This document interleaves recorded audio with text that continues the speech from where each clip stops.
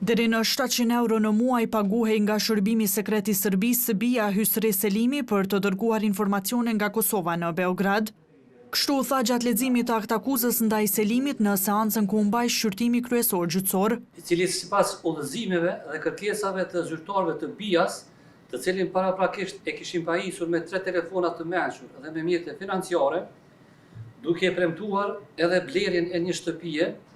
I njëjti me datë 22/11/2015 kishte udhëtuar në Siri përmes aeroportit të Stambollit me mision të caktuar nga Bia.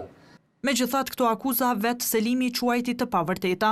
Ato shka tha prokurori nuk është valide dhe s'është e vërtetë.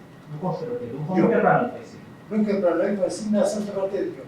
E në fjalën hyrëse prokurori tha se provat që do të prezantohen gjatë shqyrtimit gjyqësor do të vërtetojnë se i njëjti ka kryer veprën penale të spionazhit, tek tregoi se çfarë informacione kishte bartur tek Bia. Se i njëjti i ka dërguar informacione Bias serbe në lidhje me emrat e personave që kanë vrarë rreshterin Muhamet Lika.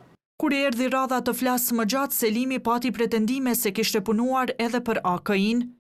Gjithçka që bëhet, gjithçka që ka ndodhur, edhe deri Gjithçka që ka ndodhur, ka qenë gjithmonë koordinim makinë edhe institucion të tij. Just kam bëu diçka kryetjetë. Avokati mbrojtësi të akuzuarit propozoi që të ftohen 2 dëshmitar e Selimit i bëhet ekspertiza psikiatrike, por që u refuzuan nga trupi gjykues. Ndërkohë në këtë seancë janë administruar edhe provat e propozuara nga ana e prokurorisë, si dhe i akuzuari ka nisur dhënien e mbrojtjes. Selimi kishte qenë i dënuar nga gjykata dhe kishte vuajtur dënimin me burgim për veprën e terrorizmit, me që kishte qenë pjesë e organizatës ISIS.